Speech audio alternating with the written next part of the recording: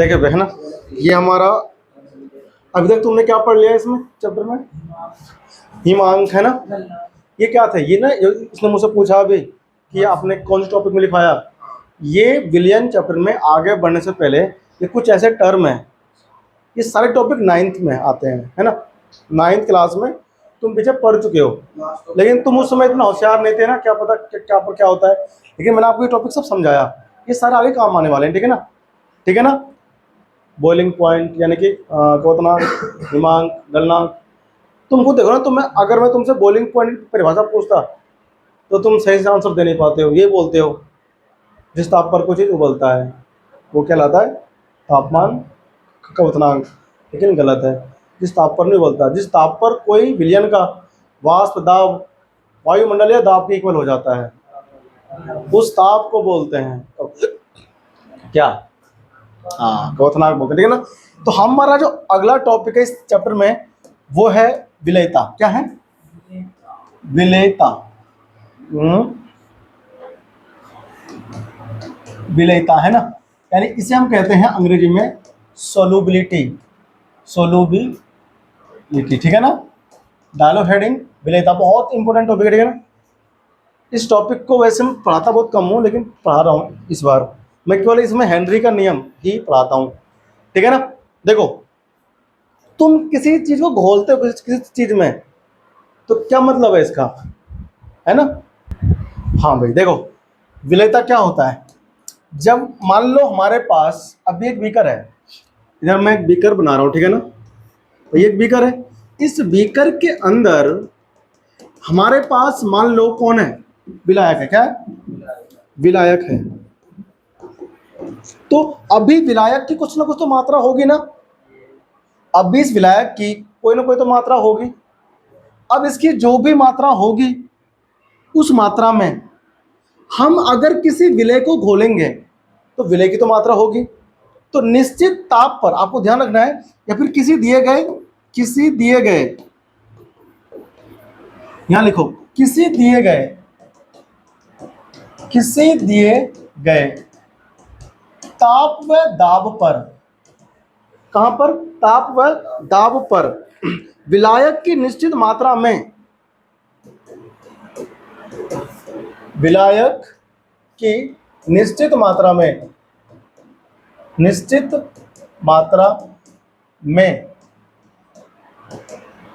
विलय की मात्रा, किसकी, विलय की मात्रा, ठीक है ना। आपके पास कोई कंटेनर है, उसमें कौन है, उसमें है विलायक, है ना। उस विलायक की मात्रा होगी, उस मात्रा में से उसी समय जो ताप दाब होगा वो फिक्स रहना चाहिए, क्योंकि ताप और दाब से विलेयता प्रभावित होती है, ठीक है ना। यानी निश्चित ताप दाब, क्या लिखा हमने, किसी दिए गए ताप व दाब पर, गड़बड़ी लिख दिया ना, रुक जाओ, ताप व दाब पर विलायक की निश्चित मात्रा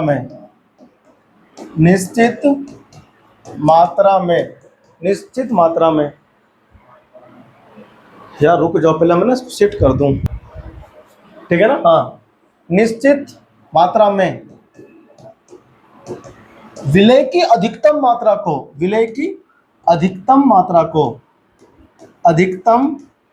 को क्या कहते हैं, विलेयता कहते हैं। क्या कहते हैं, विलेयता कहते हैं। समझ में आया कि नहीं आया भाई। हम ये कहना चाह रहे हैं कि आपके पास ये विलायक है, अभी इसका ताप भी है और दाब भी है कि नहीं।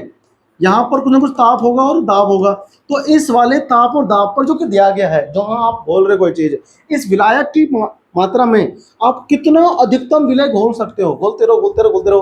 क्या तुम 1 लीटर पानी में 10 किलो चीनी घोल सकते हो, नहीं ना। तो 10 लीटर पानी जितना चीनी घोल सकता है अधिकतम, भाई मान लो 1 लीटर पानी है और 10 किलो चीनी है, तो आप लाकर 1 लीटर पानी में 10 किलो चीनी डाल दो तो सारा चीनी थोड़ी घुल जाएगा।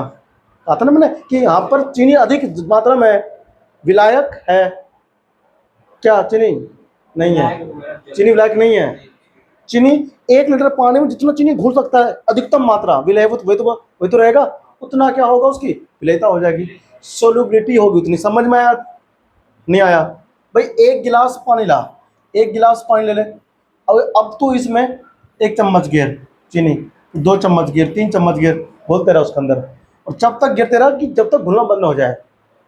घोलते घोलते घोलते घोलते एक समय ऐसा आएगा कि तू जैसे ही अगला चम्मच डालेगा पड़ा रहेगा ऊपर ही, है कि नहीं? पड़े रहेगा। तो जिस समय घुलना बंद हो जाएगा उस पानी के अंदर चीनी और अधिक, उस समय हम कहेंगे विलयन संतृप्त हो गया है। क्या हो गया? विलयन संतृप्त हो गया, मतलब वो और विलायक विलय को नहीं घोल सकता, है कि नहीं? तो जितना उस विलायक ने घोल लिया उसे बोल देंगे हम लोग कि उस विलायक की क्या है, विलेयता है कि नहीं? अभी कमरा है, मान लो इस कमरे में मैक्सिमम 20 लोग आ सकते हैं।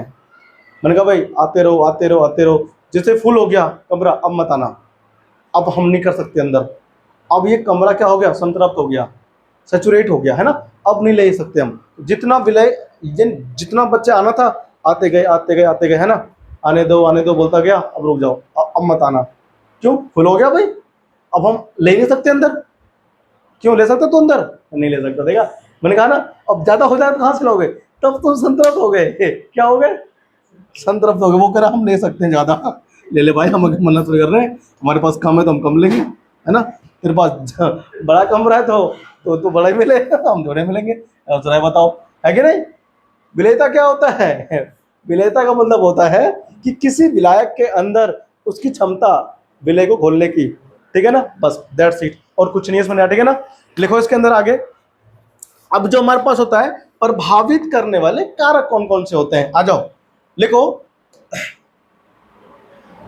विलेयता को प्रभावित करने वाले कारक, विलेयता को प्रभावित करने वाले कारक,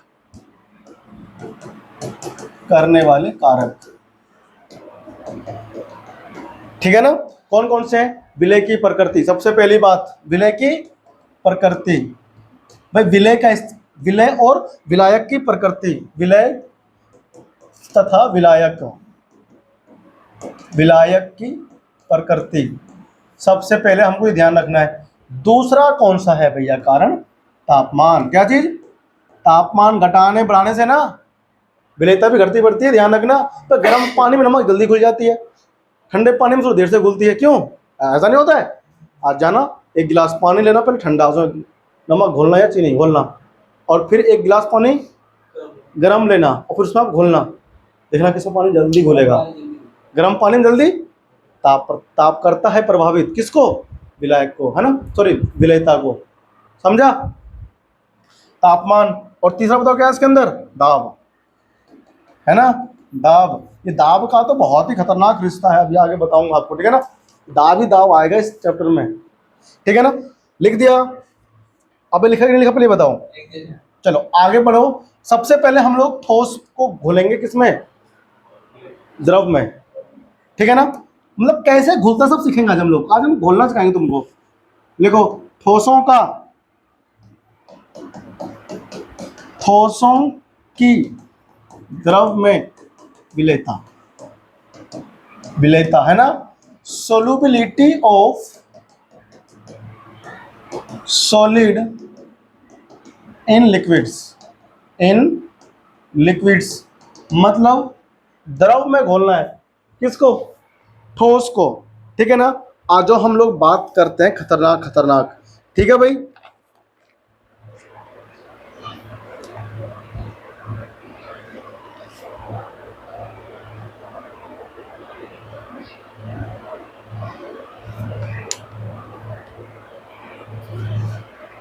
लिख दिया? हेडिंग लिख फटाफट से। अरे देवा यार, ये बड़ा भारी है, स्टोन करना पड़ता है भाई, क्या करे, है कि नहीं। लिख दिया?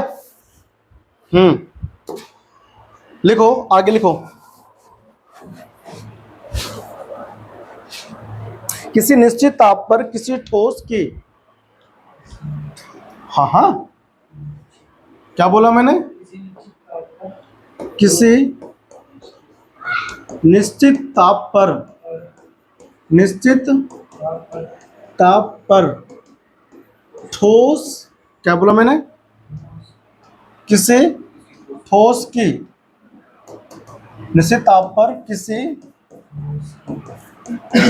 ठोस की विलेयता, किसी ठोस की विलेयता, किसी ठोस की लिखो, किसी ठोस की विलायक में, विलायक में विलेयता निश्चित होती है, विलेयता निश्चित होती है, क्या होती है, निश्चित होती है। समझ में आया? ये नहीं कि आप बहुत सारे घोलते जाओगे ठोस को। कहा था ना चीनी, 10 किलो चीनी है, ठोस ही तो है। 1 लीटर हमारे पास पानी है, ठीक है ना। अब 1 लीटर पानी के अंदर आप ना निश्चित मात्रा तो घोल सकते हो विलेय की, वही लिखा हुआ है, किसी निश्चित ताप पर किसी ठोस की विलायक में विलेयता निश्चित होती है ना, वही। हाँ, जितना क्षमता है घोलने की है कि नहीं, जितनी क्षमता का होगी घोलने के अपने अंदर उतना घोल लेगा, है ना। चलो आगे बढ़ते हैं। अब सुनो, तुमने पढ़ा था वो मोलरता, वही तो था घोलने की क्षमता, है ना। मोल प्रति लीटर, 1 लीटर में कितने मोल घोल सकते हो, चीज ना, सांद्रता, है ना। लिखो फटाफट से, लिखो विलेयता, हाँ लिखो, विलेयता को मोल प्रति लीटर में व्यक्त किया जाता है, ऐसे लिखता हूं, विलेयता को मोल प्रति लीटर या ग्राम प्रति ग्राम या ग्राम प्रति ग्राम,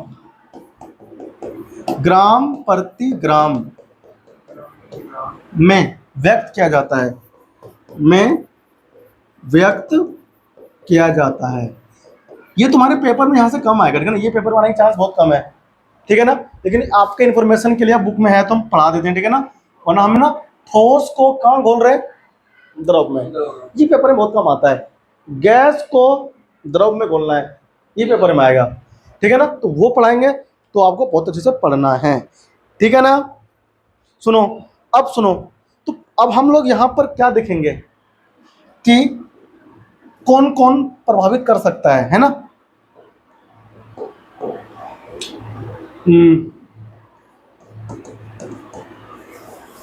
विलेयता को प्रभावित करने वाले कारक, अरे कहा यार, हम बर्बाद हैं। देखो लिखो, विलेयता को प्रभावित करने वाले कारक, क्या चीज, करने वाले कारक, किसको भाई, विलेयता को। अरे फिर को लगाना भूल जाते हैं, मतलब जिंदगी झंड हो गई हमारी। देखो आप बताएं तुमको यार, भूल जाते हैं कोई ना कोई। विलेयता को प्रभावित करने वाले कारक कौन कौन है। सबसे पहले विलेय की प्रकृति, विलेय की, वो मैंने लिखवाया था सबके अंदर। यहां पर मैं डिटेल में समझाऊंगा कि ठोस जो हम घोलेंगे किसमें, द्रव में, तो क्या सारे ठोस घुल जाते हैं, बात करते हैं भी, देखो, है ना। तो आप इसमें लिखो पहले विलेय,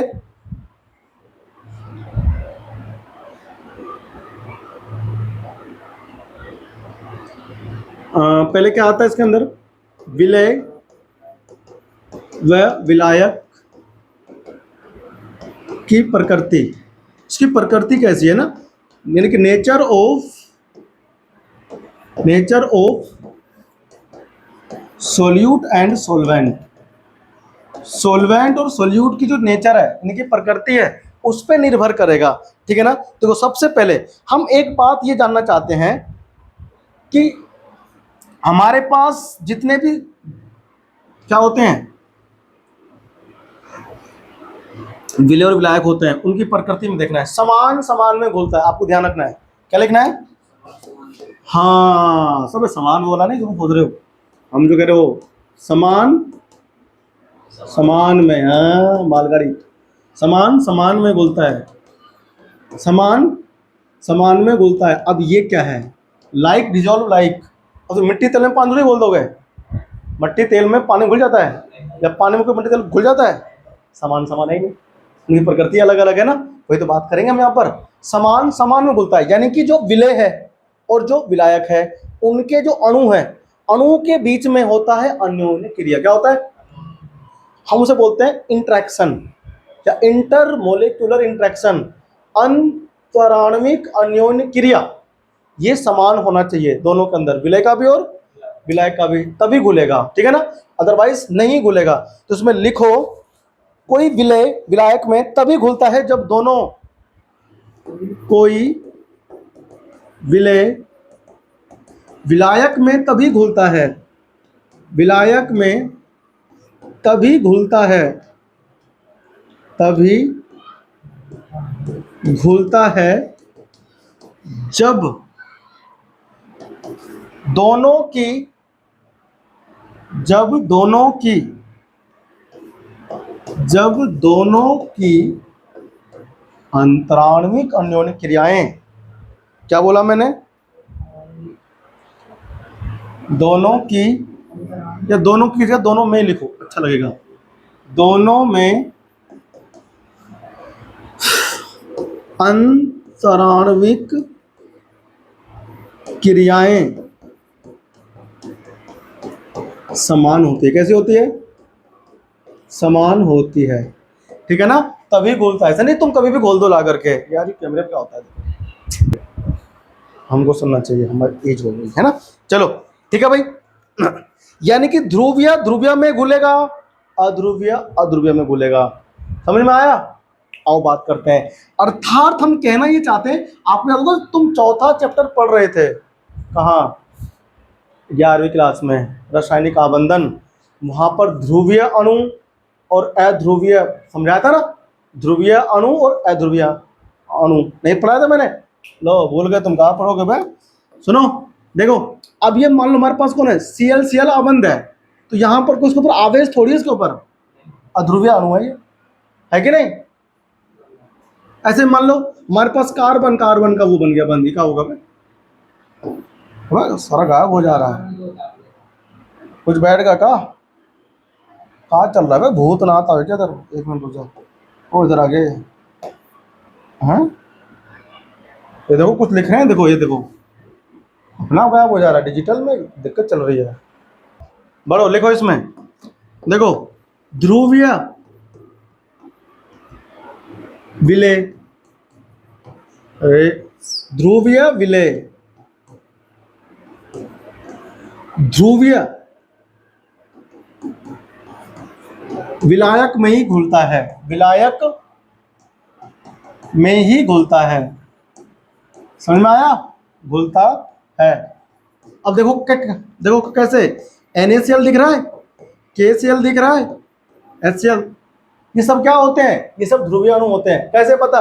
कि सोडियम है प्लस होता है, Cl माइनस होता है ना, ध्रुवीय आयनिक यौगिक है। ये यहाँ पर KCl पोटेशियम क्लोराइड है कि नहीं? हाँ हाँ, पोटेशियम क्लोराइड के, और ये Cl, ये प्लस हो गया और ये माइनस हो गया। ऐसे यहाँ पर ये प्लस और ये माइनस, यहाँ पर तो पार्सली होता है ध्रुवीय, पार्सली मतलब आंशिक, यहाँ कंप्लीट होता है इलेक्ट्रॉन ट्रांसफर, है ना। जहां विद्युत ऋणात्मकता की अंतर होती है अणुओं के बीच में, भाई यहाँ पर एक कौन है, कार्बन है, सॉरी एक H है, कम विद्युत ऋणी है, एक क्लोरीन है, ये अधिक विद्युत ऋणी है, तो इसका इलेक्ट्रॉन इसने खींच लिया होगा, याद है आपको, मैंने आपको समझाया था ऐसे करके। तो ये ज्यादा विद्युत ऋणी कौन है, Cl, तो इलेक्ट्रॉन अपनी तरफ शिफ्ट कर लेता है, तो यहाँ पर नेगेटिव और यहाँ पर पॉजिटिव हो गया ध्रुवीय, प्लस माइनस, प्लस माइनस जिसमें होते हैं अणु में उसे बोलते हैं ध्रुवीय। समझ में आया? तो ध्रुवीय ध्रुवीय में घुलता है। अब ये सब के सब पानी में घुल जाएंगे, ठीक है ना। ये क्या है बताओ, ध्रुवीय, ध्रुवीय, ठीक है ना। ये कौन है, विलय, इन्हें आप पानी में घोलो, घोलो पानी में, घुल जाएगा। ये रहा H2O, ये भी क्या होता है, ध्रुवीय। तुम बोलोगे ये कैसे होता है ध्रुवीय, तो देखो हम तुमको इसका दिखाए थे स्ट्रक्चर, कि यहाँ पर वो होता है, इधर H, इधर भी, बताओ ऑक्सीजन क्या होता है, अधिक विद्युत ऋणी होता है, तो इलेक्ट्रॉन खींचता है ये किसका, H का, अपनी ओर, ऐसे है ना, ऐसे तो लिखवाया था, ऐसे लिखवाया था मैंने तीर डाल करके, तो डेल्टा नेगेटिव आता है यहाँ पर 2 बार, और यहाँ पर प्लस और यहाँ पर डेल्टा प्लस, है ना।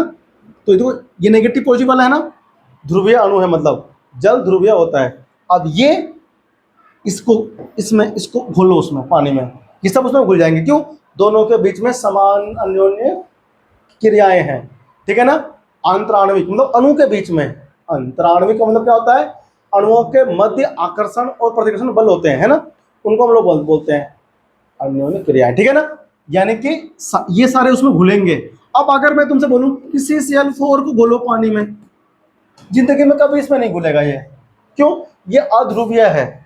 क्या है ये? अध्रुवीय, ये इसमें नहीं घुलेगा। तो क्यों? ये हो गया तेरा ध्रुवीय और ये हो गया अध्रुवीय। समान प्रकृति है, कभी नहीं घुलेगा, ठीक है ना। समान प्रकृति वाले समान में घुलते हैं, ऐसे नहीं घुलते, ठीक है ना।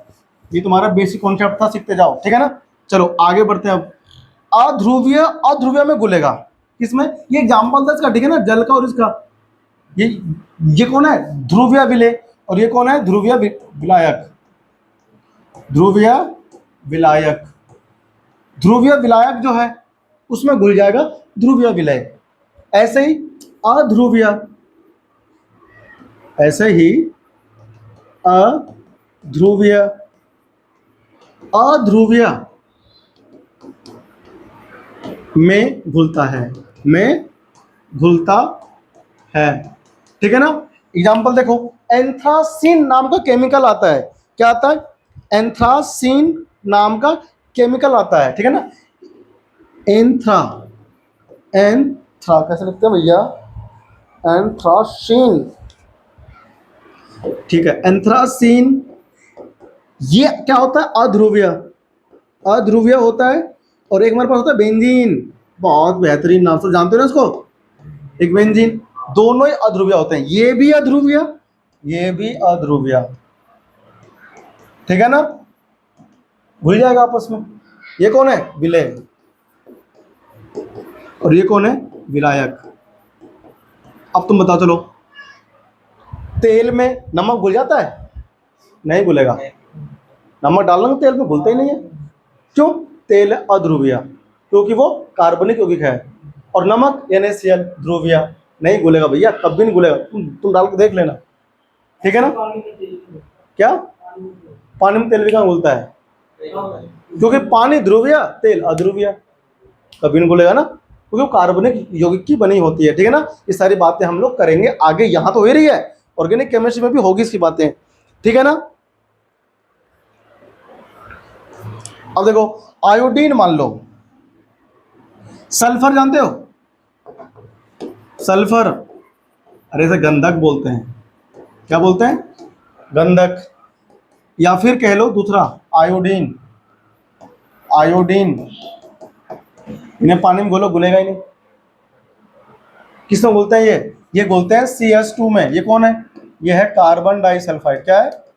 कार्बन डाई सल्फाइड, है ना। बहुत बार हम इसको ऑर्गेनिक में यूज करेंगे, सल्फाइड। तो ये इसमें घुलेगा। ये सब कौन है? अध्रुवीय विलय, अध्रुवीय विलय, अध्रुवीय विलय।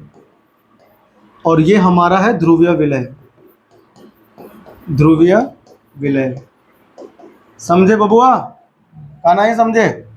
छाप लो इसको बराबर से, ठीक है ना।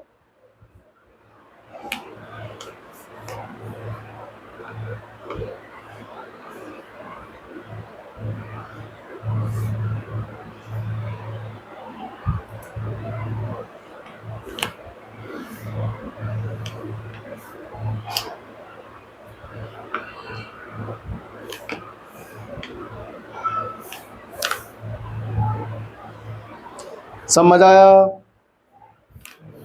ठीक, आगे बढ़ते हैं। देखो,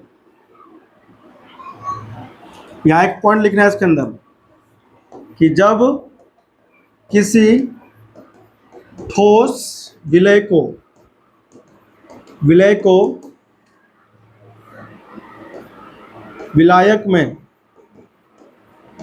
विलायक में घोलते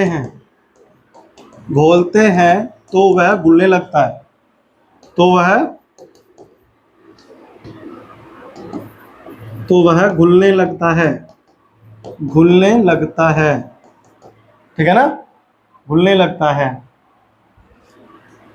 इस प्रक्रिया को क्या कहते हैं? इस प्रक्रिया को विलीनीकरण विलीनीकरण कहते हैं। समझ में आया क्या कहते हैं बताओ? विलीनीकरण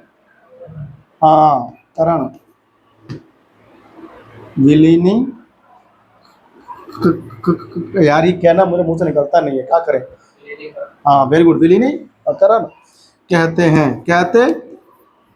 समझ में आ गया?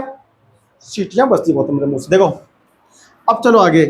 अब जब हम विलेय को विलायक में घोलते हैं तो विलेय के कण जैसे ही विलायक में जाते हैं तो एक तो कण विलेय के जाएंगे नहीं, विलेय के बहुत सारे कण जाएंगे विलायक में, तो एक विलेय के कण दूसरे विलेय के कण से टक्कर खा जाते हैं और टक्कर खाकर फिर वो अलग हो जाते हैं, तो उसको बोलते हैं क्रिस्टलीकरण। क्या बोलते हैं?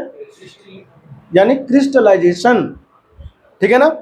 देखो इसी प्रक्रिया के दौरान ये जब घोलते हैं तो प्रक्रिया के दौरान विलेय के एक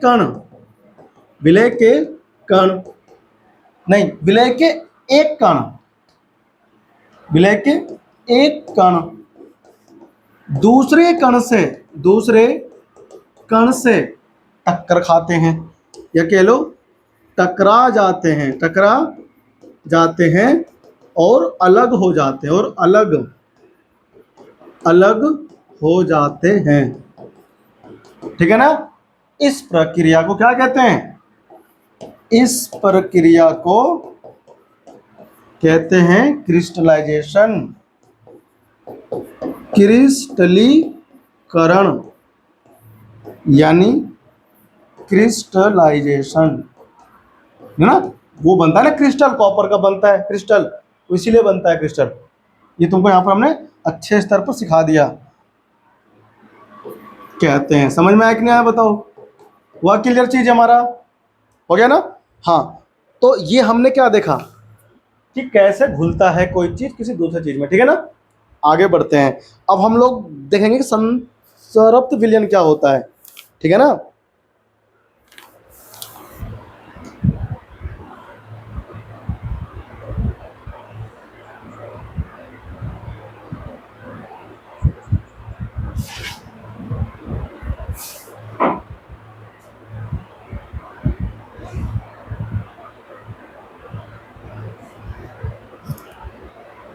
लिखो वह विलयन, हाँ पॉइंट लिखो। पॉइंट तो इसको ना पैराग्राफ बना के मत लिखना, है ना? बहुत सारा फिर घुस हो जाता है। स्टार डाल के पॉइंट वाइज लिखो। जैसे मैं ये एरो गिरता हूँ, तुम वैसे स्टार या कुछ डाल दिया करो। ठीक है ना? मैं तो भैया इसमें स्टार बना देता हूँ ना, स्टार बनाना आता नहीं तो मैं ऐसा बना देता हूँ। देखो ना, लिखो इसमें आप एक लाइन लिखो, वह विलयन जो बिना घुले विलय के साथ, वह विलयन जो बिना घुले विलय के साथ गतिक साम्य में होता है। ठीक है ना? गतिक साम्य में होता है, संतृप्त विलयन कहलाता है। संतृप्त कैसे लिख दिया है? संतृप्त विलयन कहलाता है। समझ आया कि नहीं आया बताओ? क्या कहलाता है रे? संतृप्त विलयन कहलाता है। ठीक है ना? एवं इसमें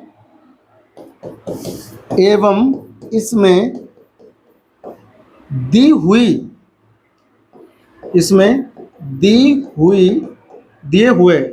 लिखो ना, दी हुई विलायक की अधिकतम मात्रा में, दी हुई विलायक की अधिकतम मात्रा में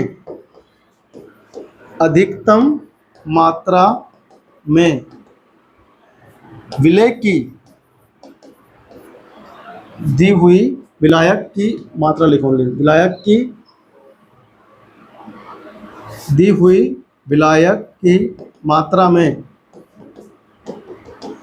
विलय की अधिकतम मात्रा घुली होती है। विलय की अधिकतम मात्रा घुली होती है। अधिकतम मात्रा घुली होती है, ठीक है भाई, घुली होती है। अरे तो यहाँ पर ना ये कहना चाह रहा है कि जब ना मैंने अभी आपको समझाया था ना कि जो विलय के कण होते हैं वो एक दूसरे के विलय के जो कण होते हैं उससे टक्कर खा जाते हैं, है ना, और वो अलग हो जाते हैं। तो आप उसमें ऐसे घोलते रहो।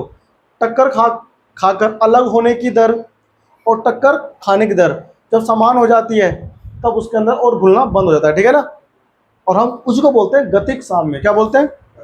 हाँ, ठीक है ना। और फिर वो बनता कौन सा है? कौन सा बनता है बताओ वो? ठीक है ना, संतृप्त विलयन कहलाता है। फिर वो क्या होता है वो? हाँ, ठीक है ना। यानी हम कह सकते हैं कि एक यहां पर बेहतरीन सा पॉइंट लिखो इसमें, संतृप्त विलयन में विलय की सांद्रता को ही क्या कहते हैं बताओ? विलयता। क्या कहते हैं? विलयता कहते हैं। विलयता कहते हैं। ये लाइन बड़ी इंपॉर्टेंट है कि क्या होता है विलयता, ठीक है ना। अगर कोई विलयन सैचुरेटेड है तो उसके अंदर जितने विलय की मात्रा होगी उसी को विलयन की विलयता कहा जाएगा, ठीक है ना। समझ में आया कि नहीं आया बताओ?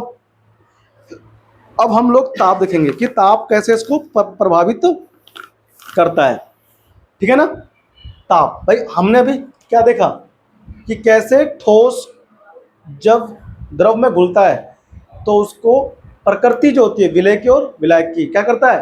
प्रभावित करता है। अब हम लोग देखेंगे कि ताप कैसे करता है इनको प्रभावित, है ना, ताप। तो लिखो इसके अंदर फटाफट से। पहला कौन था हमारे पास में? प्रकृति। अब कौन है? अब है ताप मान यानी टेम्परेचर। दूसरा है ना हमारा, ये पहला था हमारा प्रकृति, टेम्परेचर। टेम्परेचर भी इसको क्या क्या करता है? इफेक्ट करता है ना, दाब इसके ऊपर प्रभाव डालता है। लिखो इसमें,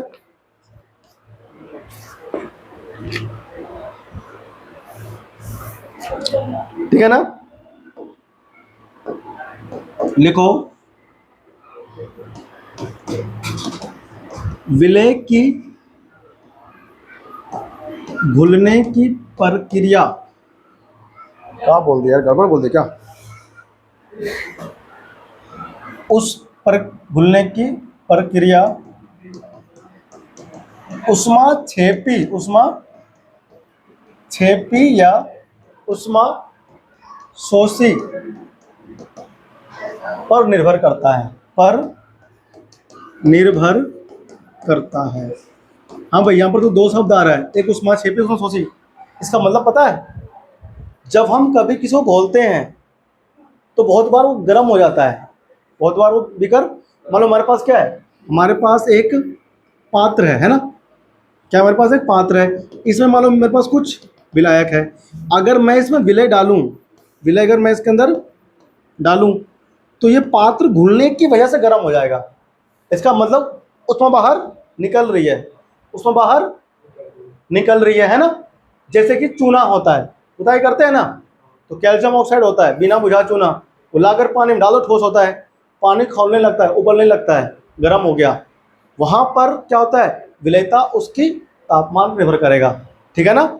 यानी कि ये हमारे पास कौन है? विलायक। विलायक, समझ में आया? तो अब इसकी तापमान जो है उसमें बाहर निकल रहा है तो बढ़ रहा होगा, है ना। तो जब उसमें बाहर निकलेगा तो डेल्टा एच नेगेटिव लेते हैं, डेल्टा एच नेगेटिव लेते हैं। ये है कब?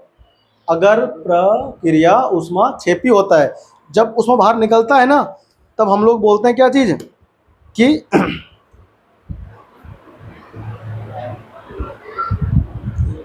क्या बताओ, क्या बोला मैंने? ऊष्मा बाहर निकलेगा तो क्या होगा? ऊष्मा छेपी क्या होगी? हाँ, यहाँ पर एक आता है ली कैटलियर, वैज्ञानिक है, उसने वो बोला था कि तापमान बढ़ने से बहुत बार, अगर उष्मा छेपी है, अगर उष्मा छेपी है, अगर उष्मा छेपी है तो तापमान बढ़ने पर क्या होता है, विलेयता कम होने लगती है। विलेयता अगर तापमान बढ़ेगा तो, अकॉर्डिंग टू ली चैटलियर, ठीक है ना। लेकिन बहुत बार क्या होता है, बढ़ती भी है, ठीक है ना। तो आप इसमें लिखो कि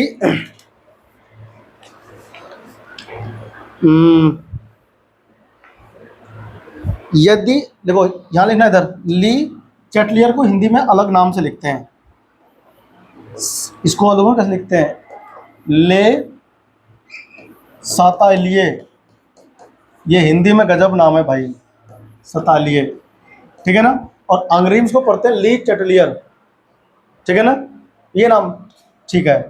के अनुसार, के अनुसार आपको ध्यान रखना है हमेशा, क्या रखना है, यदि विलयन बनने की, यदि विलयन बनने की प्रक्रिया, प्रक्रिया कैसी है, उष्मा छेपी है, उष्मा मतलब कि अगर आप किसी चीज को किसी में घोल रहे हो और वो हीट हो रहा है, तब वहां पर तापमान बढ़ने से क्या होगी, विलेयता घट जाएगी, ठीक है ना, हमेशा नहीं घटेगी। अब तुम चीनी घोल रहे हो पानी में तो गर्म थोड़ी होता है बीकर, नहीं होता है ना, वहां पर तापमान को इंक्रीज करने पर विलेयता बढ़ती है। लेकिन अगर कहीं हम कुछ घोल रहे हैं और तापमान खुद ही बढ़ रहा है उस विलयन का, यानी वो उष्मा छेपी है, अगर उष्मा छेपी है तो वहां अगर तापमान बढ़ाओगे हो तुम तो विलेयता घटेगी। समझ में आया तेरे को, ये इंपोर्टेंट चीज सीखने वाली है, ठीक है ना। तो ये कह रहे हैं यदि विलयन बनने की प्रक्रिया, यहां पर की लगा लो, बनने की प्रक्रिया उष्मा छेपी है तो, अच्छा उष्मा छेपी का मतलब होता है कि डेल्टा एच नेगेटिव जा रहा है, ठीक है ना, मतलब बाहर निकलता है ना उष्मा, तब डेल्टा एच नेगेटिव रहते हैं, एंथैल्पी परिवर्तन नेगेटिव में आता है। तो तापमान बढ़ाने पर विलेयता क्या होती है, कम होती है ना, कम होती है। नहीं, हम यहाँ पर ना एक बात लिख सकते हैं, इधर देखो क्या, कि उष्मा छेपी के लिए, उष्मा छेपी के लिए क्या होगा, तापमान इन्वर्सली प्रोपोर्शनल होगा, किसके, विलेयता के। पहली बात तो ये कि तो ये जो लिखता है। दूसरी बात, उष्मा शोषी के लिए,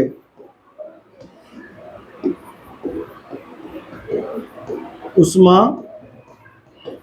शोषी के लिए, इसके लिए क्या होगा, देखो ध्यान से, इसके लिए ये होता है कि अगर तुम तापमान को बढ़ाओगे तो विलेयता भी बढ़ेगा,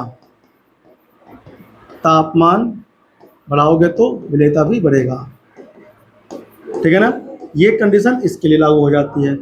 समझा, नहीं समझ में आया, आ गया ना। अब आता है दाब, इसमें एक हमारा और रह गया, बस दाब पढ़ लो, ठीक है ना, फिर हम लोग खत्म करेंगे, कल पढ़ेंगे हेनरी लॉ, ठीक है ना, मतलब गैस को द्रव में घोलेंगे। ये हमने तापमान का इफेक्ट देखा। तीसरा है भैया जी कौन, दाब, प्रेशर, प्रेशर की बात करते हैं, आ जाओ। प्रेशर में क्या होगा, देखो देखो ठोस की द्रव में विलेयता, कुछ खास फर्क नहीं पड़ता इससे, ठोस की द्रव में विलेयता पर दाब का कोई विशेष, दाब का कोई, दाब का कोई विशेष प्रभाव नहीं पड़ता, विशेष प्रभाव नहीं पड़ता, नहीं पड़ता है। समझ में आया सबको कि नहीं आया, आ गया ना, ध्यान रखना, ठीक है ना। क्यों, क्योंकि असंपीड्यता होते हैं ना, नॉन कंप्रेसिबल होते हैं, आप इसको दबा नहीं सकते, क्योंकि या लिखो क्योंकि ठोस और द्रव दोनों ही